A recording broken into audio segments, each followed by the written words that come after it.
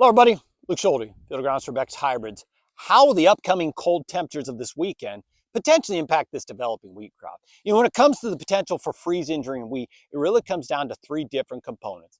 How far along is the wheat or the growth stage? How cold is it going to get naturally? And then just as importantly, how long is it going to remain that cold? Duration is an important component to the potential for freeze injury. Most of the wheat I've been in is anywhere from boot stage up to early head emergence, and in some cases, full head emergence. Wheat is the most susceptible to cool temperatures or colder than normal temperatures throughout the heading as well as the flowering process. As you can see, earlier than that, we can withstand a few degrees cooler. But what gives me optimism is the current forecast.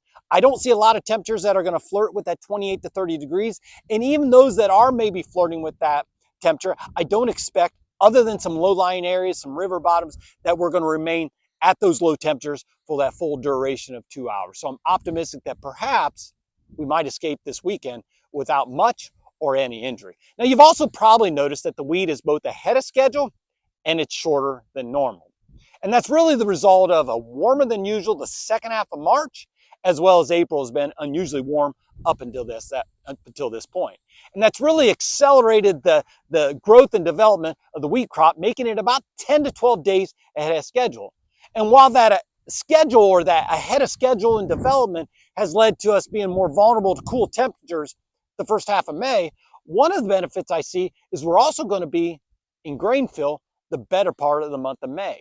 Typically, nighttime temperatures are cooler in May than they are June. And one of the benefits that I see to this wheat crop that is ahead of pace is the fact that we're going to go throughout grain fill when we've been able to experience more of those cool nighttime temperatures. Just like a corn crop, when we're cool throughout that flowering and throughout grain fill, that matriculates into larger grain size and greater grain weight. And I expect the same is probable to occur since we're going to go through the first half or so of that grain fill process in this wheat crop when we've got cooler nighttime temperatures, allowing that plant to more efficiently and effectively transfer carbohydrates and matriculate that into grain weight and grain size. So just some things to keep in mind as we've got cooler than desired temperatures for the upcoming weekend and a crop that's ahead of schedule.